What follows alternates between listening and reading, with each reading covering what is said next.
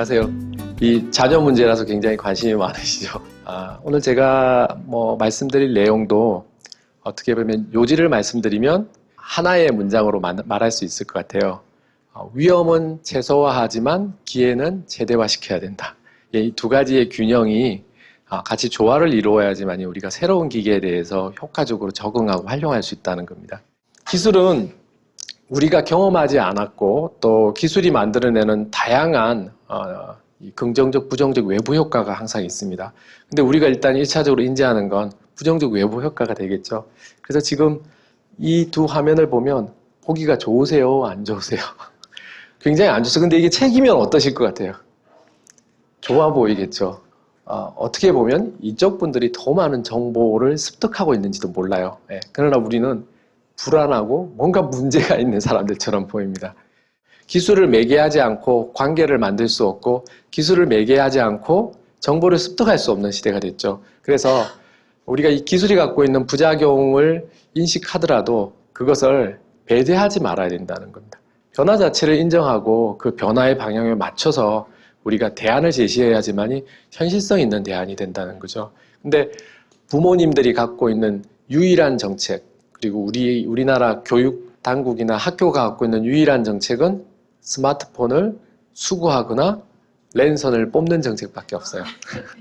이 학생들이 평생 동안 이 기술을 가지고 살아야 돼요. 근데 그 평생 동안 이 기술을 살아야 되는 학생들에게 우리가 이 성장기에 기술에 대해서 가르쳐 주느냐를 되짚어 보면 아무것도 가르쳐 주는 게 없어요. 또래끼리 학습하는 것밖에 없어요. 학교도 가르쳐 주지 않아요. 아주 오랫동안 인간은 부모 세대가 자녀들을 양육해 오면서 지식을 전수해 왔거든요. 근데 이 디지털 세대로 넘어오면서 부모가 자식에게 지식 역전이 일어납니다. 자녀보다 더 몰라요. 이런 부모가 더욱 무지해진 이 환경에서 부모가 갖는 당혹감, 자녀의 행동, 어찌할 바를 모르는 거죠. 그래서 차단하고 뺏는 겁니다. 스마트폰, 공부에 도움이 될까요? 굉장히 많은 인원을 조사를 했어요. 영국의 91개 중고등학교 학생 13만 명을 대상으로 조사를 했는데 그 스마트폰 사용을 학교 안에서 금지시키는 것에 대한 이제 일종의 정책 연구를 한 겁니다. 그래서 금지를 시킨 이후에 학생들의 성적 평가를 봤더니 6.4% 정도가 학생들이 상승을 한 것으로 나타났고요. 특히 이제 성적이 나쁜 친구일수록 금지를 하면 더 많이 올라가고 또 저소득층 가정 그런 학생들에게 이것을 통제했을 때 더 큰 효과가 나타나는 걸로 나타났습니다. 이것도 아주 최근의 논문입니다. 24명의 학생들한테 2010년에 스마트폰을 다 하나씩 지어줬어요. 지어지고 처음에 조금 쓴 다음에 물어봤어요. 네가 이게 학업에 도움이 될 것 같니? 안 될 것 같니? 이런 것들을 쭉 서베이를 하고요. 이 스마트폰에는 학생들의 동의를 얻어가지고 이 학생들이 스마트폰 사용하는 걸 추적하는 소프트웨어를 깔았어요. 그래서 어떤 앱을 들어가는지 어디서 채팅을 몇 시간 하는지 이런 걸 다 기록을 해서 1년 있다가 똑같은 질문지를 던졌습니다. 1차 조사에서는 대부분의 학생들이 나는 이 스마트폰이 학업에 도움이 될 거라고 해요. 자녀들 스마트폰 사다 할 때 꼭 그럽니다. 이걸로 나 검색도 하고 영어 사전으로도 쓰고 기록도 하고 이게 또 공부에 도움이 되어라고 이야기하거든요. 근데 도움은 안 됩니다. 실제로 아주 통제력이 높지 않는 이상은 그리고 부모의 가이드가 있지 않는 이상은 학생 혼자 또는 또래 관계 속에서 그대로 방치를 해두면 대부분은 주의력이 산만해지고 시간 관리가 흐트러지고 도움이 안 되죠. 그래서 이 대학생들도 성인임에도 불구하고 1년 있다가 조사를 했더니 이 학생들이 도움이 안 된다라고 답한 거예요. 아이에게 스마트폰을 줘야 하는 이유. 학업이라는 문제만 놓고 본다면은 없는 게 제일 좋겠지만 사실은 없는 경우에 생길 수 있는 많은 문제가 있겠죠. 뒤늦게 자전거 배우면 잘 못하죠. 뒤늦게 수영 배우면 잘 못해요. 우리가 한참 학습하는 시기에 이 디지털 기기를 학습과 병행할 수 있는 교육적 방법론들을 교육 현장이나 가정에서 접목을 했어야 되는데 그런 거 없이 그냥 방치해 둔 거거든요. 그래서 이게 일정 부분 부작용이 있다 하더라도 가르쳐야 한다는 겁니다. 지어줄 필요가 있다는 건데요. 왜 그러면 지어줘야 되느냐? 이미 대부분 쓰고 있다는 거예요. 우리가 결정적 다수라고 이야기하는데 이 결정적 다수를 넘어선 상태에서 이것을 만약에 쓰지 않게 되면 약간 사회적 낙오자라든가 배제자가 되거든요. 그렇기 때문에 지금 이제 가르치는 게 필요하고, 또 저는 이 필수적인 커뮤니케이션 기술이다 이렇게 봅니다. 페이스북으로 좋은 관계를 맺는 방법에서부터 시작해서 검색을 잘해서 학습 자료를 빨리 찾아내는 방법, 그 다음에 여행 경로를 짜는 데 있어서 이런 다양한 백과사전 같은 정보들과 지도를 결합해 볼 수 있으면 우리는 훌륭한 어떤 학습 자료들을 만들 수 있겠죠. 이렇게 이런 다양한 커뮤니케이션 기술들을 가르쳐 줘야 된다는 거고요. 이것을 잘 활용하는 능력이 인생을 좌우한다는 겁니다. 그래서 유럽은 디지털 리터러시를 국가적인 과제로, 특히 영국 같은 나라에서는 국가의 핵심 과제로 두고 있어요. 디지털 시대를 만드는 유럽의 선택. 여기에 나와 있는 핵심 키워드가 뭐냐면 기회는 최대화, 위험은 최소화, 이 철학입니다. 그리고 유럽연합은 이 논조를 계속해서 접목하고 있고요. 학교라든가 지역사회에 끊임없이 디지털 기회를 아동에게 계속해서 확대하는 정책을 갖고 가고 있습니다. 온라인 접속을 하면 할수록 위험에 대한 노출도 굉장히 커지거든요. 이 위험이라는 건 제가 설명 안 드려도 아실 거예요. 뭐 포르노그래피 같은 거에서부터 시작해서 많은 위험적 요소들이 있는데, 무조건 위험을 줄이는 것은 아동이 온라인에서 얻을 수 있는 기회를 막는 거라는 거예요. 그리고 아동이 스스로 위험에 대처할 수 있는 방법도 학습하는 기회를 잃어버리게 된다는 이야기를 합니다. 그다음에 이제 위험을 최소화하기 위해서는 다양한 부모의 어떤 또 아동의 이런 대처 능력들을 길러줘야 된다는 거고, 이렇게 이제 유럽의 관점도 상당히 균형적인데, 우리나라의 주된 이제 이 미디어, 특히 디지털 미디어 정책하면 떠오르는 게 중독이라든가 뭐 사이버 폭력이라든가 부정적인 현상에 대한, 그리고 그 현상이 일어나고 나서 일종의 처방적 교육만 있었거든요. 근데 이게 예방적 교육들이 별로 없었어요. 그러다 보니까 이런 균형적인 접근들을 해나가기 위해서는 이 기회와 위험이라는 요소에 대해서 다면적인 접근을 해야 된다는 거죠. 이 온라인 공간 안에서 일어나는 이런 아동들의 행동들에는 본능적으로 우리가 어렸을 때 했던 것처럼 지금 아동들도 부모의 눈을 피해서 자기들 또래의 세계 속에서 놀고자 하는 강한 욕구들이 있어요. 그리고 그 안에서 다양한 위험과 갈등을 경험하게 되거든요. 근데 그런 과정 속에서 아동이 회복 탄력성이라는 것들을 또 배우고 만들어 나간다, 이렇게 이야기하고 있습니다. 그 다음에 굉장히 중요한데요. 이 게임이나 통신 온라인에서 참여하는 게 부모님들은 시간 낭비로 계속 이야기하잖아요. 근데 그걸 이제 지지를 해주는 건데, 예를 들면 그 엑소의 뭐 가수를 너무 좋아하는데 그 가수 얼굴을 맨날 사진을 다운로드 받아서 앱으로 화장을 터치해가지고 예쁘게 보이게 만드는 그런 걸 하면서 동생한테 막 자랑한단 말이죠. 그러면 야, 나 아빠가 포토샵도 안 가르쳐 줬는데 그 엑소의 누구누구가 이미지 편집하는 거를 가르쳐주는 동기를 줬네, 이렇게 해서 지지를 해주는 거죠. 근데 그러면 이제 스마트폰 이용을 하면서 그런 지지가 이게 나한테 주는 긍정적 효과가 있구나를 알게 되고, 부모로부터 긍정적 지지를 받게 되면 부모한테 더 좋은 지지를 얻기 위해서 자기가 부모와 코드를 맞춰요, 애들이 많이. 우리 아이에게 문제가 생겼어요. 우리 애가 뭔가 좀 행동이 좀 뭔가 문제가 있어 보인다라고 판단되실 때는 1차적으로는 부모님인 나의 행동에 대해서 먼저 판단을 한번 해보시고요. 그 다음에 우리 가정에 있어서의 어떤 문제들, 그 다음에 이제 그 아동이나 청소년들의 그 또래 관계의 특성들이 디지털에 그대로 반영이 되거든요. 그러면 이제 그 친구에 대해서 계속해서 물어보시면서 그런 관계, 전혀 부모님들이 모르는 관계가 디지털 공간 안에서 만들어지기도 해요. 전혀 모르는 이상한 사람이 카톡 친구가 돼 있는 경우가 되게 많아요.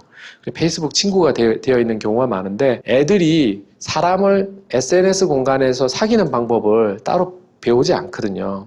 이게 참 문제인데요. 그러다 보니까 관계가 내가 받는 정보의 질을 결정하죠. 모두 아마 뭐 페이스북 같은 거 많이 쓰시겠지만 여러분들이 맺고 있는 친구 관계가 보고 있는 정보를 결정하잖아요. 이게 바로 소셜미디어 사회의 특성, 네트워크 사회의 특성이거든요.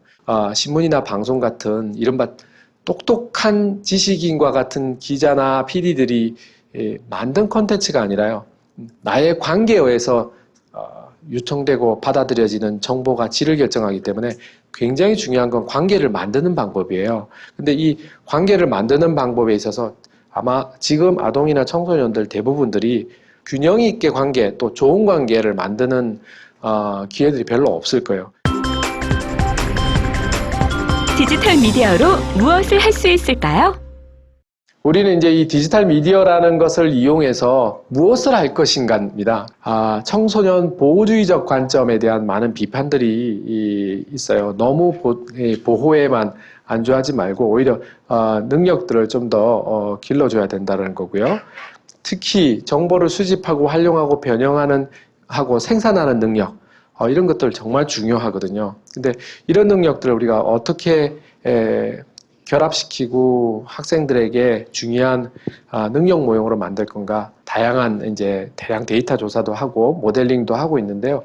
그 연구 결과를 보면 거꾸로 이 SNS를 적정하게 잘 쓰고 능력이 있는 친구들이 사회적으로 다양한 활동에 대한 효능감도 높고 사회 관여라고 하죠. 사회 참여, 소셜 인게이지먼트라고 하는데 이런 사회 참여도 훨씬 높은 걸로 나타나요. 그래서 적절하게 가르쳐주는 리터러시의 모델이 필요합니다. 아이보다 부모님이 먼저. 결론이 이겁니다. 애들한테 부작용이 있지만은 가르쳐 줄 수밖에 없는 환경이 된 거죠. 그러려면 부모가 스마트해야 된다는 겁니다. 네, 부모가 똑똑해야 된다. 바로 스마트폰이 국가로부터 라이센스를 받을 만큼 치명적이지도 않고, 그렇다고 부모가 헬멧을 씌워주기에는 모호한 영역에 있어요.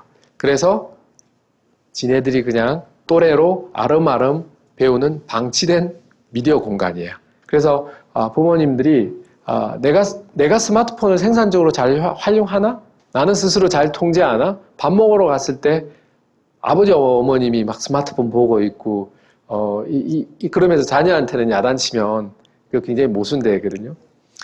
그리고 부모가 가르칠 수 있는지를 스스로 체크해 보는 겁니다. 없으면은 빨리 배우시는 게 필요할 거고요. 그 다음에 자녀한테 그런 이야기 많이 했을 거예요. 너 이게 얼마나 안 좋은 줄 아니? 잠자기 전에 스마트폰 이용하면은 뇌가 활성화되고 뭐 도파민이 분비가 되고 뭐 이런 이야기를 막 하는데 너 이거 써서 얼마나 좋은지 알아? 뭐 이런 이야기 안 해보셨죠? 긍정적으로 내가 10분 이상 설명할 수 있나를 한번 생각해 보세요. 예. 그 다음에 자녀의 스마트폰 이용 행동을 체계적으로 기록하고 있나? 자녀의 습관들을 메모를 해놓고 보여주는 게 되게 중요해요. 네가 밥 먹을 때 계속해서 어제 2번이나 그걸 들고 밥을 먹었어. 너 다른 사람들이 보면 그게 엄청난 결례야. 뭐 이렇게 표현하는 거죠. 그래서 그 행동 기록을 하는 겁니다. 그래서 집에 차단 정책은 있지만 이용 정책이 없다면 지금 이제 다음과 같은 것들을 빨리 하십시오. 여러분들의 이제 자녀들이 훨씬 자아지향적이고 더 많은 정보를 빨리 습득할 수 있는 준비가 좀 돼 있어요.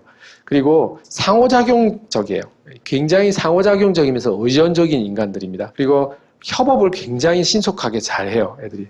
그리고 좀 창조적인 지향성, 쌍방향 관계, 부모보다 더 높은 능력들, 기술 이용 능력들이 있습니다. 그리고 뭔가 땡기면은, 속된 말로 땡기면은 자발적으로 내적 동기로 막 밤을 새우는 그런 시대 애들이죠. 디지털 시대. 가정에서 부모가 해야 할 것은? 어머니들이 이런 아동들, 그리고 새로운 시대의 아동들에게 필요한 것들을 이렇게 한번 몇 가지 체크해 볼게요. 아동과 분리되어 있는데 가끔씩 가서 끊임없이 대화를 해야 되는데 애한테 스마트폰 오늘 몇 시간 썼어? 이렇게 묻지 마시고요. 뭐 페북을 보고 있으면 페이스북에 뭐가 재밌어? 이렇게 이야기를 해서 그 아동이나 뭐 자녀의 페이스북에 있는 대화 소재를 통해서 걔의 가상 공간 속의 세계를 이해를 하고 들어가고 추측을 하셔야 되는데 야, 스마트폰 내봐. 이렇게 뺏는 거는 폭력에 가까운 행동인 거죠. 자기 통제감 굉장히 중요하다고 말씀드렸는데요. 우리 애가 숙제를 잘 안 빠뜨리고 약속도 잘 이용한다면 스마트폰을 좀 더 일찍 더 많이 활용할 수 있게 해주시는 게 걔한테는 훨씬 도움이 됩니다.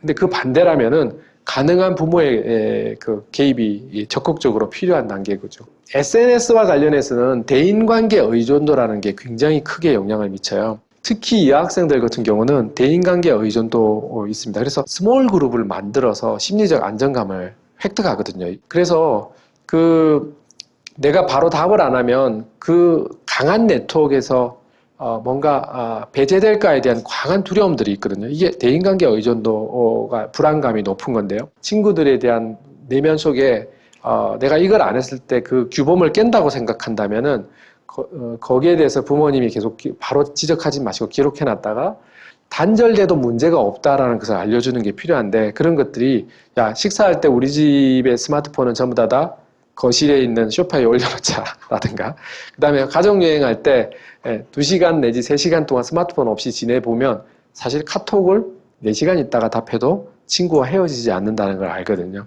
그래서 모든 것이 실시간으로 내가 파동처럼 연동될 필요가 없고, 내가 관계에 대한 관계 속에서 대화의 시간을 스스로 통제해도 문제가 없다는 걸 알려주는 게 굉장히 필요해요. 이거 굉장히 중요한데, 일관된 정책을 가져라는 겁니다. 항상 일관성이 없으면 자녀들은 그걸 금방 압니다. 그리고 부모가 일단 좋은 습관 보이고 실천 가능한 목표를 붙여놓으라는 건데요. 아까 말씀드린 겁니다. 거창한 거 하지 마시고요. 저녁에 1시간 스마트폰 꺼놓기, 아니면 와이파이를 10시 이후에는 끄기, 이런 정도부터 시작을 하시면 되고요. 그 다음에 이제 긴 시간을 둬가지고 6개월 있다가 이거를 바꿔보자고 해서 애가 변화를 수용할 수 있는 그런 마음의 준비를 주는 게 필요해요. 만약에 얘가 피처폰으로 바꿔야 되겠다 생각하신다면 최소 3개월 이상의 대화와 예고를 해줘야 되는 게 더 효과적입니다. 그리고 강한 규제안을 던지면 안 됩니다. 너 이렇게 되면 네가 통제를 잘 못하는 걸로 보여지니까 피처폰을 한번 바꿔볼까? 아니면 네가 사용 시간을 줄여서 10시 이후에는 이걸 바깥에 내놓을래? 이러면 어떤 걸 택할까요? 후자를 택하죠. 근데 이제 시간을 10시 이후에는 내놔 이러면 어떻게 하겠어요? 싫어 이렇게 합니다.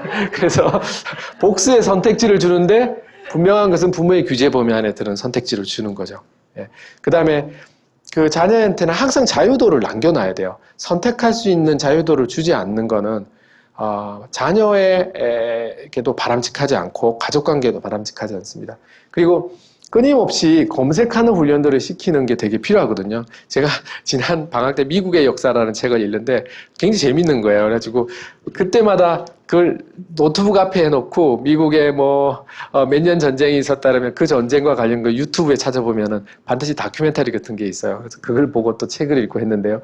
이 미디어 간의 교차해서, 책과 인터넷을 교차해서 끊임없이 검색하고 정보를 내가 학습한 내용과 결합하는 훈련들을 집에서 일상 속에서 하게 되면 끊임없이 검색하면서 지식을 덧붙여 나가거든요. 이게 하이퍼텍스트의 힘이에요. 연상적 사고를 하고 지식을 확장하는 거. 그 훈련을 시키는 거죠. 그 다음에 말씀드린 디지털 관계 맺기. 그 관계의 질이 좌우한다는 걸 항상 설명해 줘야 돼요. 디지털 시대, 우리 아이에게 필요한 것은? 네트워크 지성들 필요합니다. 애들이 카톡으로 팀 프로젝트를 해야 된다든가 회의를 한다고 할 때도 사실은 부모가 그 카톡과 같은 데서 회의할 수 있는 데 있어서 어떤 규범 같은 것들을 알려줘야 되고요. 그 다음에 정보를 구별하는 능력, 협업하는 능력, 그 다음에 콘텐츠 만드는 능력 굉장히 중요하거든요. 그래서 이런 만들고 퍼뜨리고 즐기는 능력, 그 다음에 이제 주의력, 집중할 수 있고, 그 다음에 이 주의력을 흐트리지 않고 자기 주도적으로 할 수 있는 이 능력, 하나의 이제 디지털 리터러시가 추구하는 목표라고도 할 수 있고요. 여기 외에도 다른 다양한 것들이 있습니다만, 우선적으로 이런 요소들을 좀 고민하시면 어떨까 생각을 합니다. 그래서 마무리하면서 한 3종류의 이제 그 명제로 정리하면, 자식에게 디지털 기기는 필요하다. 나한테 필요한 것처럼. 그러나 자녀의 통제 수준에 따라서 부모의 중재나 개입은 또한 필요하다라는 거고요. 그 다음에 차단적 정책보다는 긍정적 이용 경험을 늘리는 것이 더 교육적으로 효과적이다. 또 세 가지로 두고요. 그걸 위해서 가족 내에서 꼭 필요한 디지털 미디어 정책을 명문화해서 한번 붙여보고 실천해 보시기를 바랍니다. 네, 제 말씀은 여기서 줄이겠습니다. 네, 고맙습니다.